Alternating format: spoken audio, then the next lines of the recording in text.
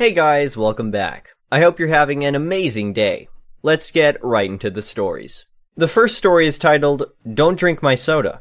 Well, I did warn you. A long time ago, I was washing dishes in a Denny's restaurant. As dishwashers, we were allowed one soda per shift. My work partner and I kept our sodas on a little shelf near where the busboys would put the full tubs of dishes. One of them thought it was funny to put down the bus tub, pick up our soda, and drink half of it, put it back on the shelf, and run away laughing. I asked him not to do it several times. He kept doing it. But instead of getting mad, I got even. Restaurants buy cases of frozen steaks and set them out to thaw in big stainless steel tubs. After all the steaks are taken out and cooked, there's usually a 1/4 inch of blood with miscellaneous bits in it left in the bottom of the pan. I grabbed a glass out of the bus tub that had ice in it, poured it full of old cow blood, added a straw, and put it in the usual spot. Same guy comes running back with a tub of dishes, puts it down, and grabbed the glass. I yell across the kitchen at him, "Don't drink that!" And he just laughed at me and chugged about half of it, like he usually did. He got a real funny look on his face and asked me, "What was that?" "Cow blood. Want some more?" I replied, and tipped the pan up so he could see the cascade of gristly bits and old blood running to the bottom. He headed straight for the nearest trash can, and I think he threw up everything he had eaten in the last week. Took him about 10 minutes. On the bright side, the busboys quit drinking our sodas after that. The next story is titled, Move Your Lousy GF Here and Never Want to Spend Time at Her Place? Think again. Back in college, I was living in a house with 3 of my friends. One of these friends was a bad roommate. Never cleaned, never chipped in on shared resources, cleaning supplies, etc. You get the gist. Well, it became even more unbearable to live with him when he decided to have his girlfriend move in without consulting any of us. She never contributed to rent and also didn't clean. He gave her his copy of our house key and she moved in. Even after attempts of talking to him about it, he didn't agree with us. We'd ask why they couldn't spend some time at her place, and he said it was because she lived with her parents on the other side of town. Our house had 3 floors, and each floor had a door that was unlocked by the house key. The house also had a front door that was always unlocked that none of us had a key to. Roommate and his girlfriend would always go out at night and come back late. Maybe you can see my petty revenge brewing already. One night, they went out, and I decided to lock the front door so they couldn't get back in. In the wee hours of the morning, they tried to come back, but the front door was locked. After banging on the door, trying to throw rocks at our windows, etc., they finally gave up, and he was forced to go back to her place where he should have been all along. Had to get an Uber to go all the way to the other side of town, too. Play stupid games, win stupid prizes. The next story is titled, Ghost Me. I don't know you anymore. Posted this as a comment on another sub, but was made aware that it will fit here. Boy, we were just done with school, so young and innocent still, maybe me more than him. Or I should call it childish. Took me out on a few dates. We kissed and danced and just had fun. About a month in, my family and I went on a trip that was planned months in advance, and he still had to work. There was no cell reception where we went. I was walking on sunshine. Came back after 4 days. He and our other friends came to tell me that he started seeing one of our friends' friends in the meantime.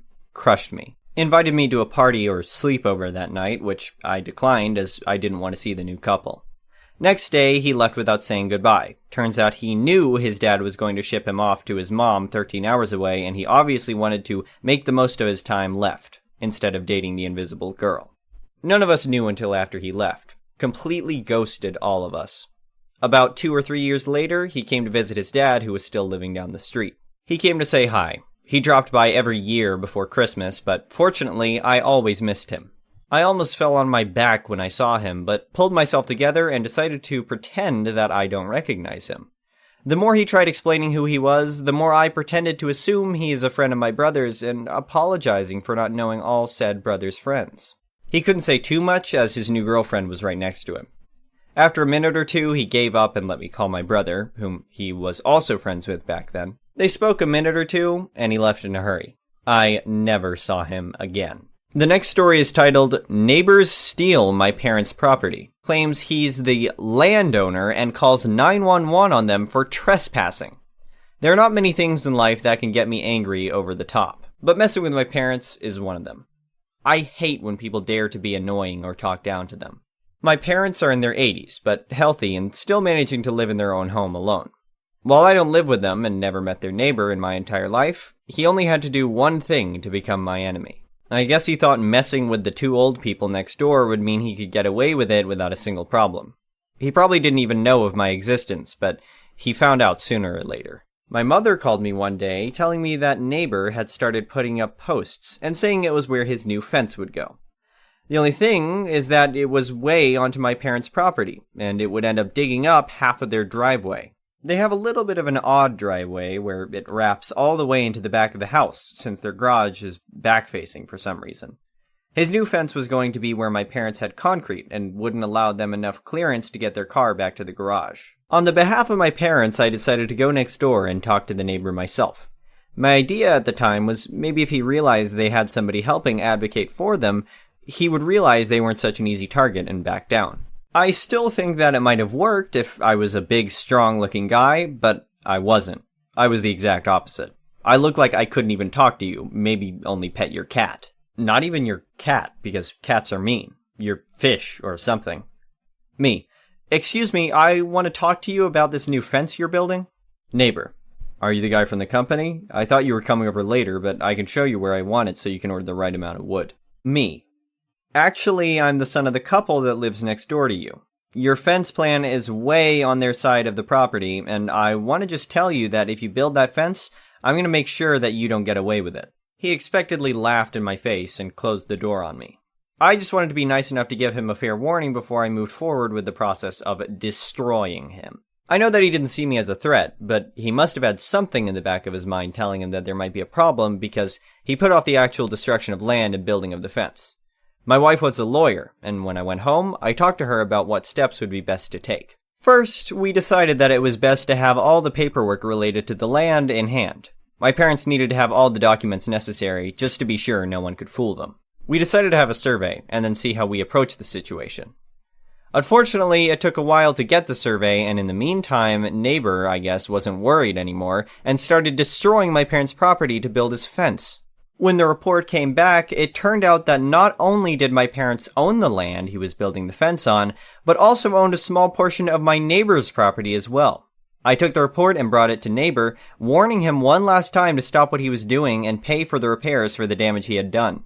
I guess this guy was pretty cocky, because even with proof in front of his face, he didn't care, and told me to not come to his house again or else he would call the police. I hired a lawyer and we started doing all the necessary legal steps. A formal document was sent to neighbor requesting to put a stop to his construction and pay the money for damages. Once that got ignored, we were able to take him to court where a judge would force him to accept what was on the document. There was no question of if he was going to have to stop and pay to fix my parents' driveway. With what the survey found, though, there was something else potentially at play. Neighbor had a whole area built for barbecues in his yard that was crossing his property line into my parents'. Which was perfect, as once with the fence, we could also destroy his barbecue area. My parents are both some nice and kind people, and didn't want to destroy his barbecue, but they also didn't want him to build on their property. As the lawyer was getting the case ready and we waited for a date, some other things happened. The neighbor continued building the fence without a problem. And one morning, my mother wanted to have a little picnic on the grass in the yard. The neighbor saw her and quickly called the police, telling them that my mom was trespassing. When the police came, my mom explained to them everything about the fence and the lawsuit. The police left and encouraged my mom to enjoy her picnic, but she couldn't, as he kept insisting and shouting at her. And that's when my mom called. When I heard what she said, I drove there as fast as I could. Me. Aren't you ashamed of yourself? Neighbor. That's my property, and I don't want your old mother on it. After hearing those words, I called my lawyer and asked him to speed up the process. And then finally, the day came. The lawyer was more than capable of destroying neighbor than I would have imagined. The only defense he really had was his survey that was from an unreliable source. When he tried to argue there was no way for him to know that his wasn't accurate, my lawyer showed that he signed the certified mail that included a survey as well as legal documents stating to stop his construction. His other argument was that he needed a fence to be placed there due to trash, noise, and other annoying things my parents supposedly do. The judge didn't seem convinced that two elderly people were being so loud or unpleasant that a fence needed to be built. But anyway, it didn't matter, even if his arguments would have been good, because he was building on their property. But of course, as expected, he lost. He had to pay to have the driveway fully repaired, his barbecue removed, and a new fence was built, now much closer to his house than he wanted it to be. My parents were just happy to get some peace, and I was glad neighbor learned not to mess with them. Just because your neighbors might be old doesn't mean that they're easy targets to take advantage of. Stop messing with older people, they're tired enough. They don't need all your drama crap. TLDR, after my parents' neighbor tried to build a fence on their property, I warn him to stop, and he doesn't listen to me, so I prepare to sue him. I get a land survey that shows that he's building on their property, and that even a part of his barbecue area is passing on their property too. He doesn't stop again after a formal warning, so we end up in court. His excuses get brushed off by the judge, and he's told that he's fully in the wrong. He must pay to repair the damage he caused to my parents' driveway and remove his barbecue. And so, my parents' driveway and silence are once again safe, and I'm a happy son. The next story is titled, Drink My Coffee? Enjoy gagging on a vile cocktail. Never thought I would post something in this sub, but here you go. My routine to get coffee is usually like this. I take my water bottle and fill it up, get a cup of coffee. I prepare it by adding 1 spoon of sugar, 1 shot of black coffee, which is basically an espresso shot, and then a cup full of strong coffee setting. Perfect for how I like it. I bring the coffee and my bottle to my desk, and then go off to pee. That way the sugar dissolves and the coffee cools a bit too. I have a colleague who's also become a close friend. He started this annoying thing to take a sip from my coffee. He doesn't like coffee, doesn't drink it, a tea guy through and through. When I come back from the washroom, he'll grin at me and then take a sip. He only does it to annoy me, and it works. Well, today I put 2 shots of espresso, and then used the strong tea setting on the coffee/tea machine. Presenting to you a real cocktail from Taste Hell. I kept the cup of vile liquid on my desk and went to pee. As I come back, my colleague grins at me, picks up the cup, takes a sip, and spews it out. It was glorious. Hopefully he's learned his lesson. The last story is titled, Doing What I Want. I have a friend who used to tell me I couldn't listen to the same music as her because then I was copying her. I started to believe her and stopped myself from enjoying the music I liked because she was somehow entitled to that genre. Lol, this is incredibly childish, and I'm aware of that now, so I woke up one day and decided not to let this have any power over me at all. I posted a photo on my story showing off that I listen to a band she also likes. She has yet to respond to that story. I don't even know if this counts as a form of revenge, but I wanted to post because I'm proud of myself. I'm no longer going to stop myself from expressing myself the way I want to. So, I'm going to do it, regardless of what she thinks about it. Thank you for watching. I would really appreciate it if you could like the video and subscribe to our channel if you haven't already. We'll